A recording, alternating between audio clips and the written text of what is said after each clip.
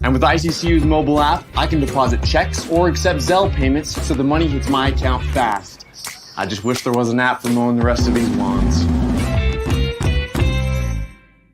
Right now, Lithia Ford of Boise is buying used vehicles. How much you want for the SUV? I don't know. Well, Lithia Ford will give you more than that. How much more? More than you think. I'm not thinking anything. I'm thinking you might get even more than that.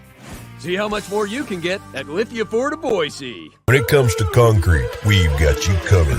RowPaint.com offers custom concrete coating services for your garage, business, warehouse, and more. And we do it in one day. We are your complete concrete coatings solution.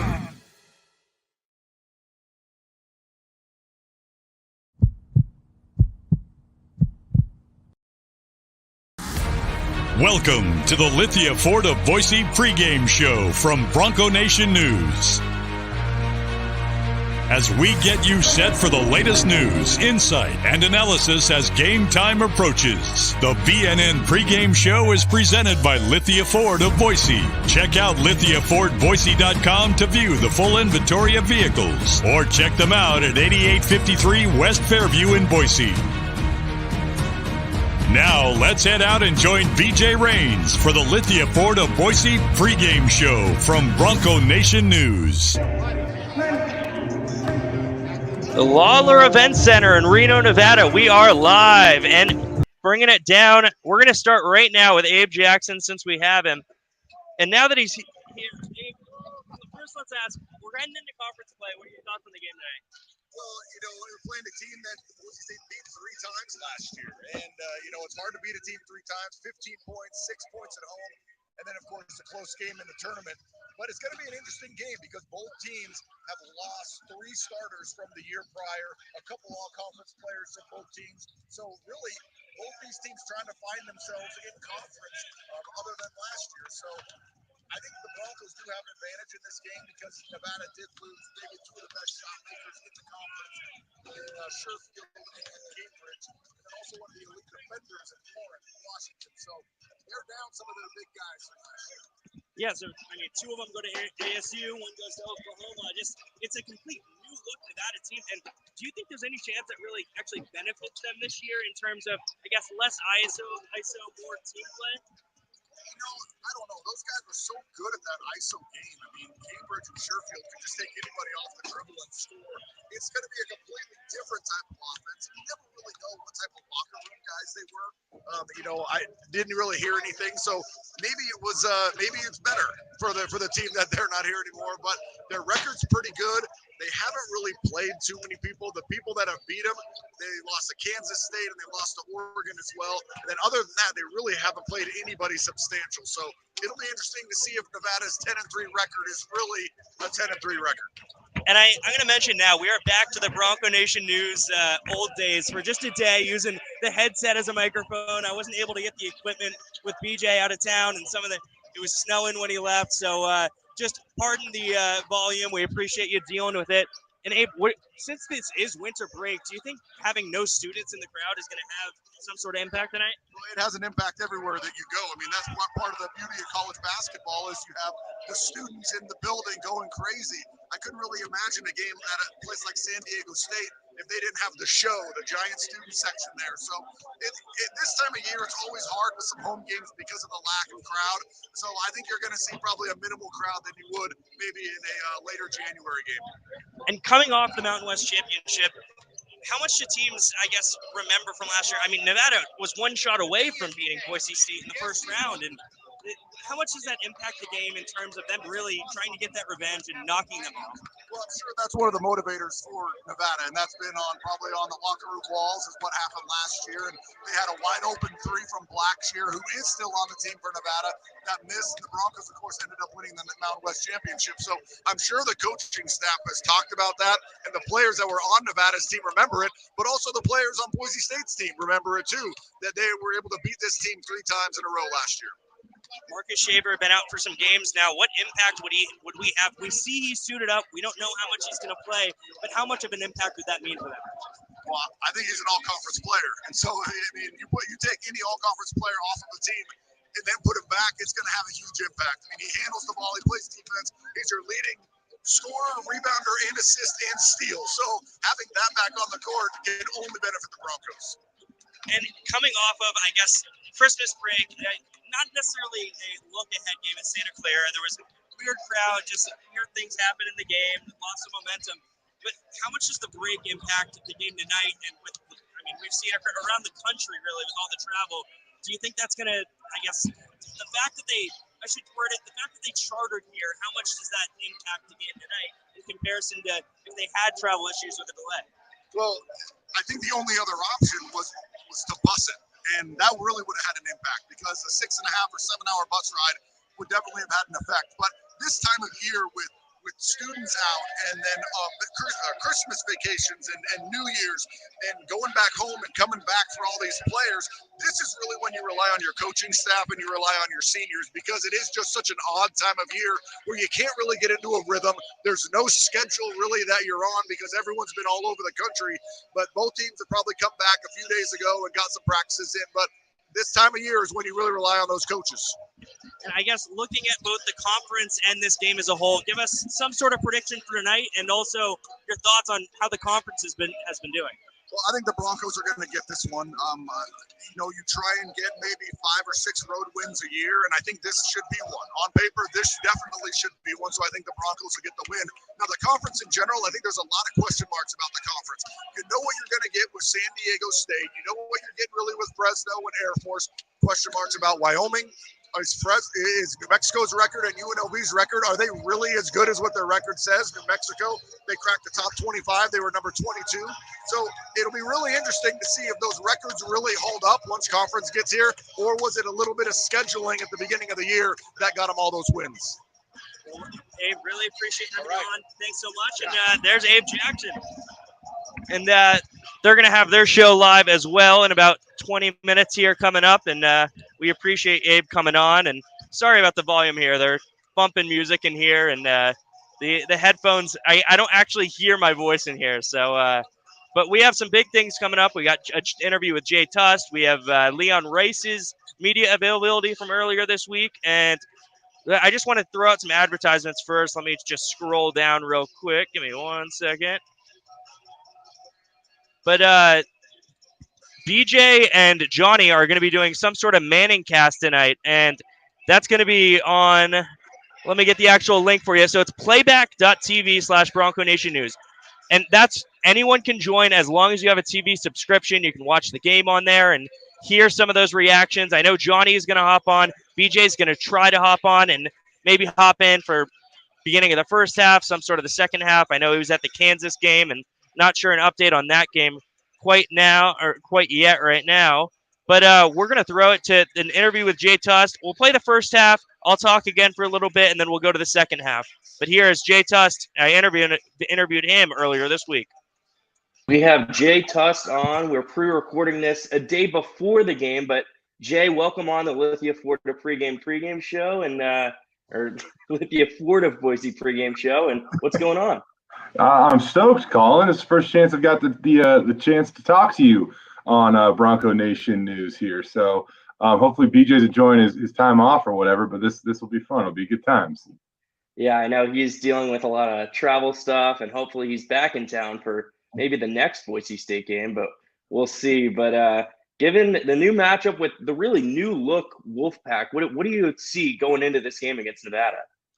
You know, when Nevada had a couple of those guys transfer out this last year, namely Cambridge and Sherfield, I thought that it was basically going to be the death penalty for their program. I mean, those guys could really go last year, and somehow they lost their 2 best players, and they have found a way to get better. And I mean, you look at what Sherfield's doing over at Oklahoma right now. I mean, he wasn't the problem at Nevada, I can tell you that. So they've been healthy. They've played really good basketball so far. They've exceeded any and all expectations at this point, and now they give Boise State a really cool opportunity early in conference play to go on the road and get a quad one win potentially.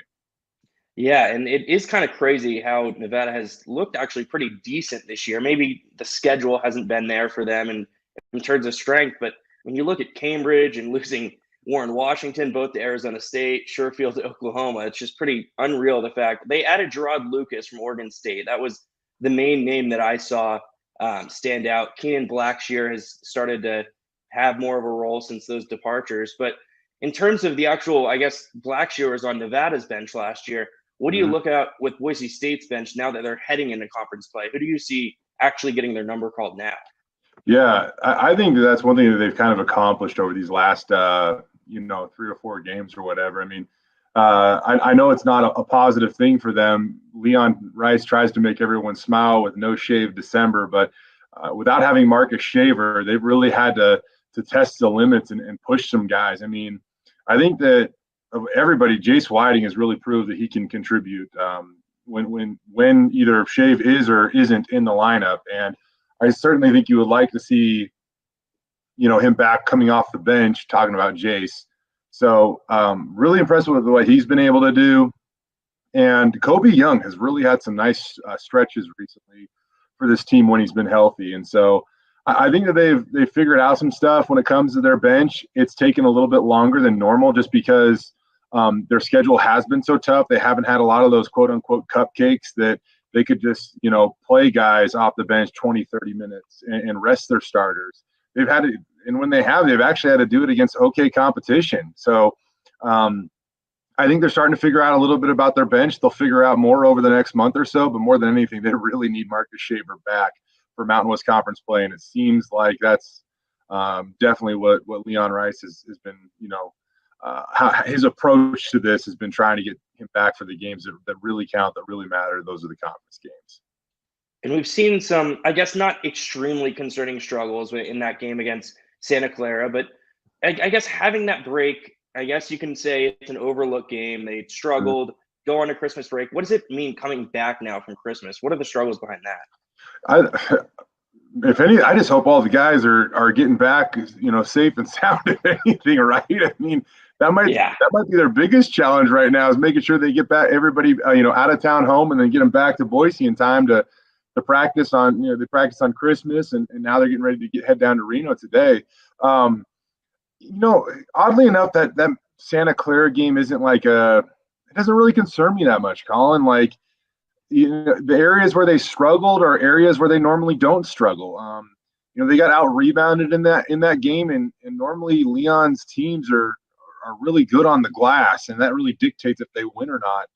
They also only had 7 assists in that game, and they're missing Marcus Shaver Jr., their facilitator, their point guard. And so I just think there are certain things. Oh, and then another thing too, I would be surprised if more than a couple of games the rest of the way, Boise State gives up more than 10 3-pointers a game. They have been outstanding at defending the perimeter this season. And so, there are a few things that were just kind of uncharacteristic that happened in that game. As you mentioned, it was just kind of I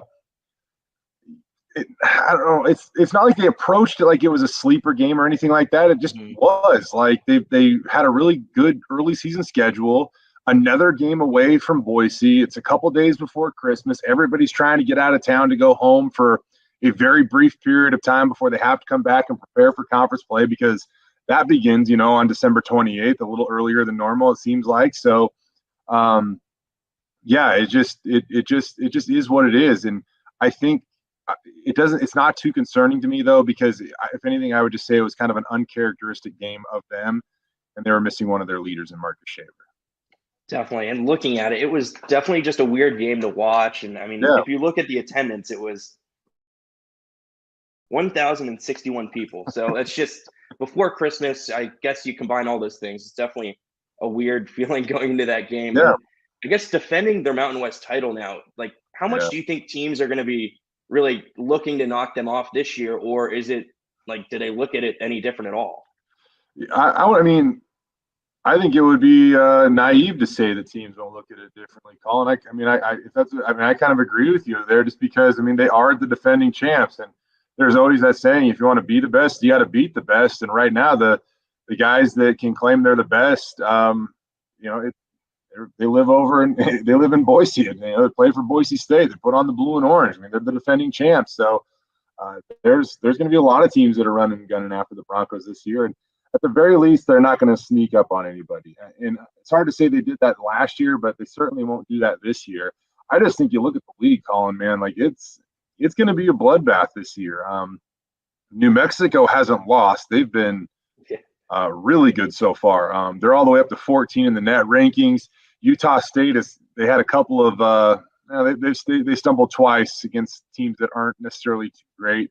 In the last couple of weeks, they're still 22 in the RPI or in the net rankings. Excuse me. San Diego State, UNLV, all top 50 programs. I mean, it's not going to be easy this year. And I think the cool thing about it, though, Colin, is like, and I'm honestly, I mean, I know that you've been following Boise State for a while, but for you and for anybody else that has kind of forgotten about it, kind of stoked for everybody to remember or to relive what it's like when both New Mexico and UNLV are really good in the Mountain West, because you go on the road to those places when they're playing for something. I mean, those are really tough places to get win, especially in Albuquerque. I mean, they'll pack the pit with 14,000 fans. You been to the pit yet? I haven't been inside the pit, but I was down there for the football game. Okay. Well, it's kind of funny because they call it the pit, and I know what that implies, but you're going to walk in and you're going to be like, wow, I really see why they call it the pit, because you walk in at ground level and like everything goes down to the court. And so those fans get loud. They feel like they're on top of you. It's a tough place to play. When those teams are good, the Mountain West is better for it. And it's just it is going to be a gauntlet this year, I think, when it comes to Mountain West play.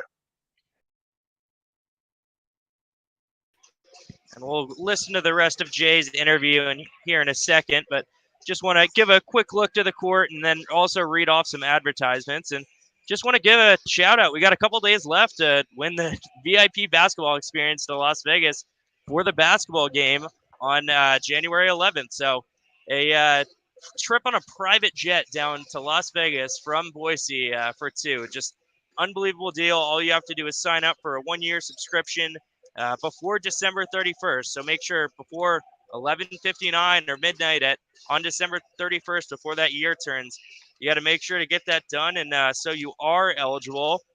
And we are broadcasting from the Cutwater Can Cocktail Studios in Reno, Nevada. We travel on the road.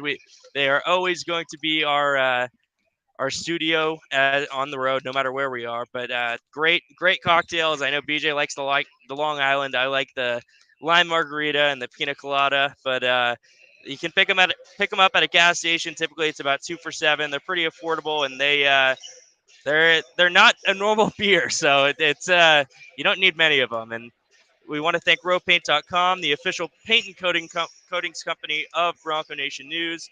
They're running some specials right now. You can check out their website. I know Andy Rowe is always trying to promote and do all those paint and coatings. And Idaho Central Credit Union, they are the official credit union / bank of Bronco Nation News. It's very easy once you sign up. All you have to do is sign up, and once you're done, that's the only time you really have to go in there. You can deposit checks on the app, online, and all that good stuff. And we're gonna get back to the interview now with Jay, and then I'll bring it back for Leon Rice. Yeah, most definitely. I do know that the tunnels going into the locker rooms and stuff are like basically vertical up, which is just crazy to me, but it is interesting. And have you heard BJ talk about complain about having to walk up those? Is that what you're talking about right now? No, I heard it was more us complaining. I think we got our prep this year with some other ones, but I'll make sure to ask him when we're on the flight down to Albuquerque or something. Yeah. Let's talk about Tyson Degenhart for a second. So around 42% last year from three, and now shooting about 26%. Do you think now that it's into conference play, when he was even more comfortable as a player his freshman year, do you think he's going to be more comfortable this time around heading into conference play as well? Yeah, I do. I think you're going to see Tyson get more comfortable and kind of I know that there's a lot of good players on this team, but Tyson, man, he's the face, the future of this program. I mean, he just is. And so I do expect that. I also think that, his volume has gone up this year. He's probably taken a few more shots than maybe he wouldn't have taken last year. And I'm not saying that's good or bad. I'm just saying that more is on his plate this year. I think you'll see that even out. I also think that, the storyline going into the season was how good he was going to be as a 3-point shooter and how much he's worked on it. And sometimes it's just like the mental battle with that, like you put so much time, you put so much effort into it. And when the results aren't there, like you begin to almost ask like why, and maybe you question your confidence a little bit or things like that. But the important thing there is that just to keep shooting, keep firing away, and your confidence is everything when it comes to shooting. So I don't think that 43, man, or 42, whatever he shot last year, that is downright that's flat out phenomenal. Yeah. Especially for a guy like what he contributes to an offense. But I know he's also not a 26% 3-point shooter. It'll level out, and he'll probably finish somewhere in the middle of those two marks, I think. Yeah, and I know last year Max Rice had very similar struggles where that was a big storyline on having a huge year, and then he just struggled for a while. So who knows what we'll see. But what's your, I guess, final prediction heading into the game? What do you think? Well, let's talk conference. Who do you like? And then a prediction for the game. Yeah, For Mountain West play, I'd be really surprised if San Diego State doesn't emerge near the top of this thing. Eventually, Wyoming too. I mean, it's kind of funny. Wyoming's the team that might wreck all of this because you look at what they're at in the net ranking, and I mean, they're last in the Mountain West at 218, and I guarantee you that they will not be there at the end of the year. They've had new pieces. They've maybe had a little bit of a difficult time gelling. They've had a lot of injuries, especially to Graham Ike, who was he'll contend for Conference Player of the Year again this year. And so they're a team that's definitely going to affect some teams' RPI until they climb high enough to where, well, it might be rewarding, I guess. But I think San Diego State's going to be really tough this year. I do. I think that they will always have the home court advantage on their side. Viejas Arena is one of the best venues for basketball in the Mountain West. I just can't wait to see how Boise State battles this year, Colin. Like, they went 15-3 in Mountain West play last year, and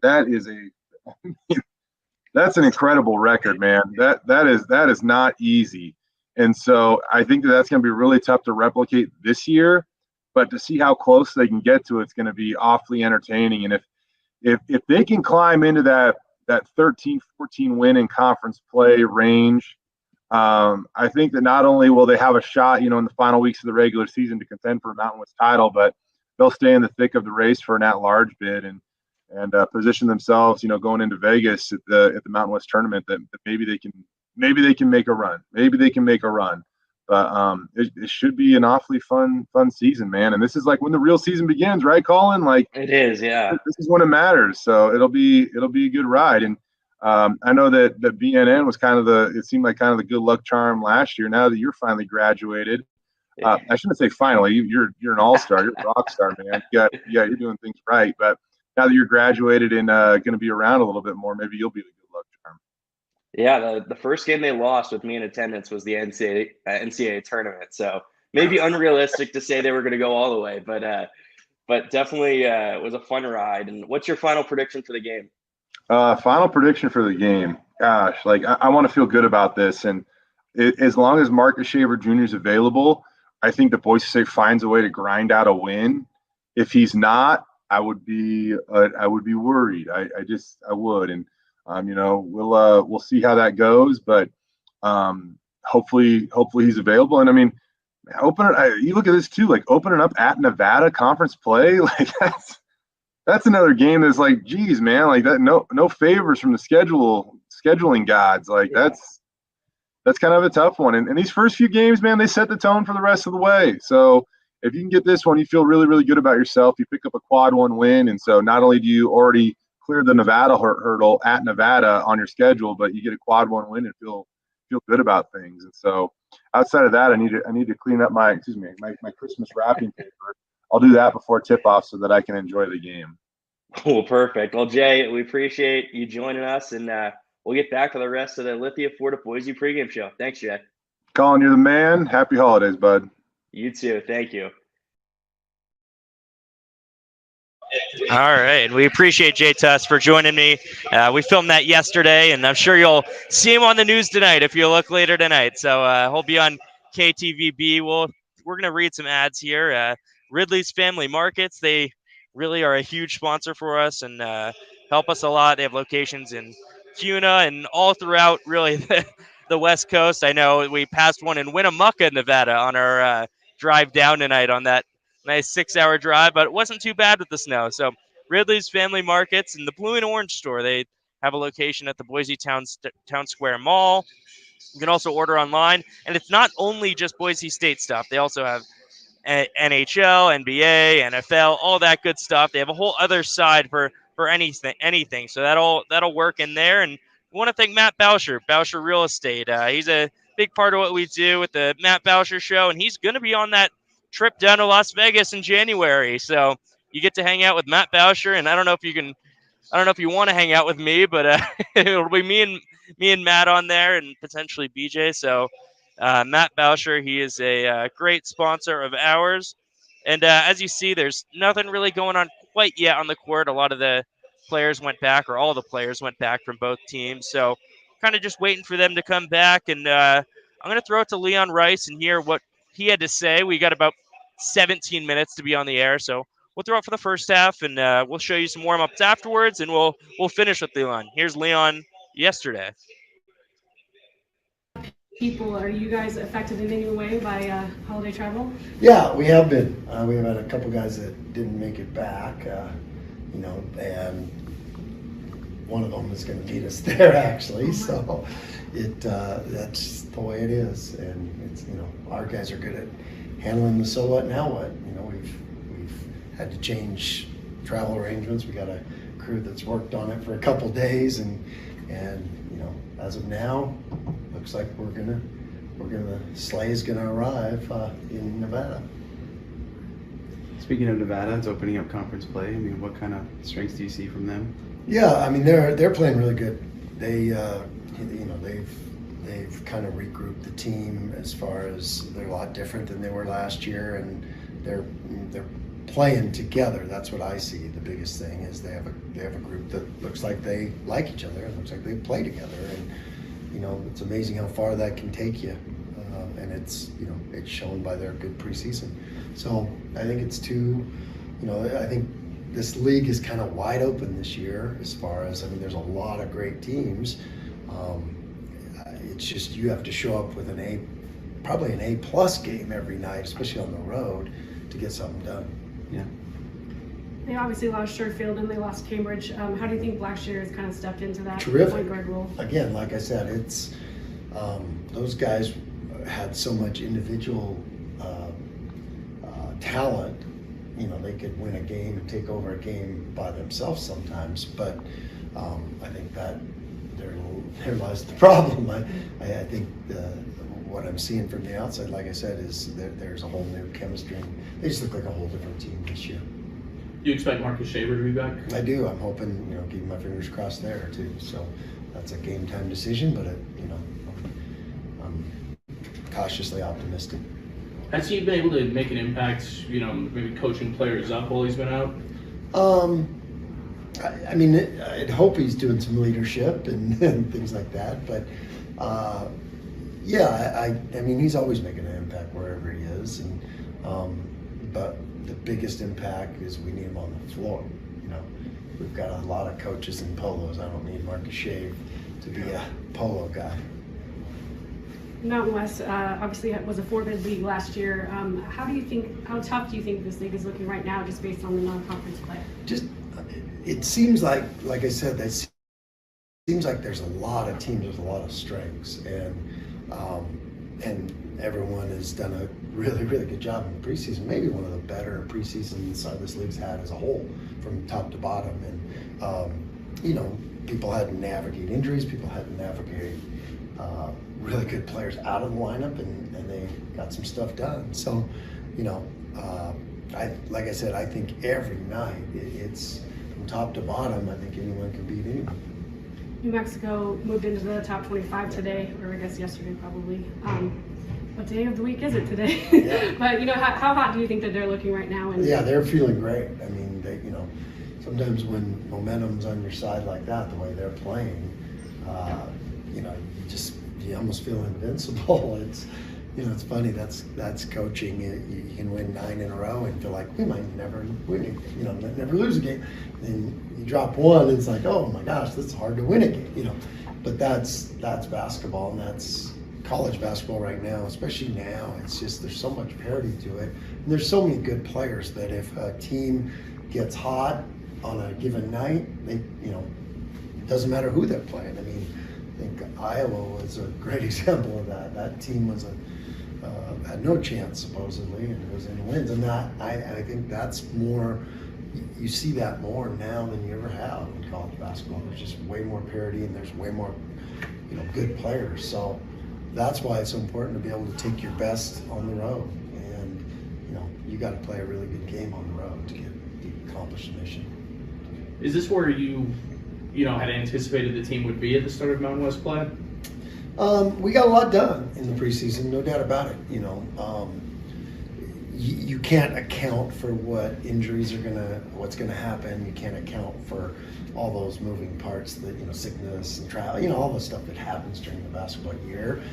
But it's gonna happen, and you have to. I think we navigated it really well. I mean, because December was tough with Shave being hurt, and we got him in the right game at St. Louis, and he was able to help us get that done. And you probably don't get that done if he's not able to at least give us minutes that game. And then we were able to navigate some games without him, which helps develop your bench more. And that's, like I said, that was a big key to this team. And so hopefully that'll pay dividends down the road. Seems like a long.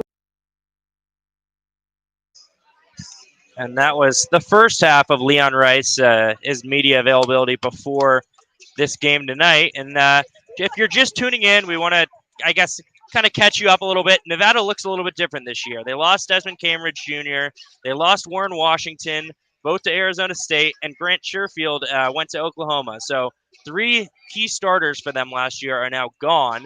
They add Gerard Lucas from Oregon State. Keenan Blackshear was here last year, but now he's taken on a bigger role since transferring in last year. And former University of Texas center Will Baker has also started to make a really big impact for them. So they look a lot different. They play more of a team style. That's not to say they didn't play as a team last year. They just had a different play style with a lot of ISO and more, I guess, strictly shooters. And now it's going to be a lot more assists and a different play style and definitely a different look. But the notable wins against, I guess, GCU, Pepperdine, Akron, Sam Houston State. So it is a little bit interesting to see throughout the whole Mountain West. Nobody knows how they're going to do in conference play because they haven't had extreme exposure, or I guess the sample size hasn't been big enough like the rest of the country. But losses against Kansas State, Oregon, Loyola Marymount. So I guess the tougher games they have lost, and they could prove some stuff tonight and I guess shut everyone up. But we're going to hear the rest of Leon Rice's interview right now, and I'm going to toss it to Coach Rice. Ways away now, but coming off a loss, what do you think you learned from that loss? Just sometimes you just have. It was just when you broke it down. I mean, we played a really good first half. Probably could have been up a little more. They hit a shot there at the buzzer, pick it up off the ground. Those things can swing a game a little bit. But really, when you broke it down, we had like 10 bad minutes right in the middle of that second half, or close to the start of that second half. And so it wasn't just a total bad game. It was maybe just a chunk of minutes that we could do our job. And we did not play a good second half at all. I think we kind of hit a wall there at the end. With a little bit of lack of depth there without Shave and just things like that. But, you're going to have games like that during the grind. And we'll regroup. We got back. We had a great practices yesterday, a couple of them, and I think we're raring to go. Did you get to do anything special with the guys that stayed for Christmas? Yeah, we did. We did some, I think I thank the Boise community for their efforts with the toy drive. It was a huge success for our first one, and we're going to build on that. And our players were here, so they got to help distribute them, and it was awesome. And I was really proud of them, and it was meaningful. So, but shout out to the community because there was some. I mean, it was amazing, the group of toys we had, and we took some to the Ronald McDonald House, that kind of thing. So it was special. I saw the clip on Channel 7, but not everybody's necessarily heard about it yet. What brought you to the idea to try and do this for the community? Well, when we went down to Texas, we toured a Ronald McDonald House, and they told us about their toy room and their program that they have for the kids that are there over Christmas, and the light bulb just kind of went off on my head. I was like, I got a buddy who's a toy maker, and Mike Becker, the fun maker, and so I was like, let's get it off. I know I could have planned it 2 months before and done a better job, but I just wanted to get it going, and it exceeded my expectations for the first year. And he got involved and helped me out with it, and the community helped out, and the players helped out. So it was really, really special, and I'm so glad we got it. I actually talked to him yesterday, and he was super excited that we're going to build on it and have it grow and keep making it. Make it 4 times as good next year. So it's exciting, and it was really special for our guys. I think they This every time to play a conference game, but what makes Lawlor so tough? Obviously, Steve does an amazing job. He's a great coach, and his staff, and he's got this team where he wants them right now, it looks like, and they're playing great, and they've had a good preseason, and we've had a good preseason, and it's a let it rip now. So we get to go there and start conference on the road. I kind of like that. But playing on the road in the Mountain West it's tough. Does the intensity kind of change as you head into Mountain West? Yeah.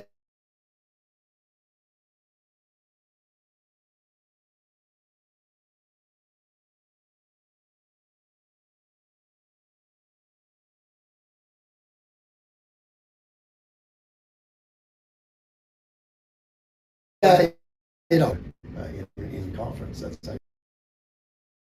the best measure of a program is what you can do in conference. And it looks like we are having some Wi-Fi issues right now, so we're going to end it here.